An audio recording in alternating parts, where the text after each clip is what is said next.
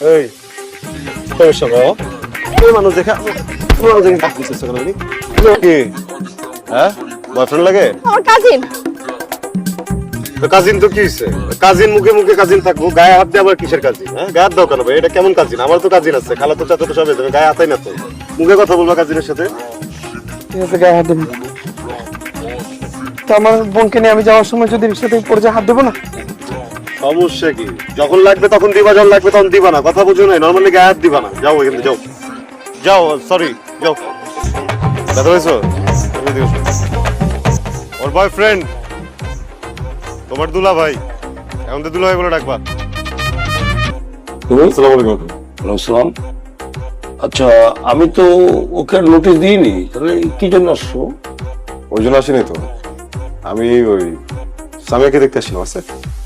সামিয়া কি মানে তুমি সামিয়াকে চেনো নাকি?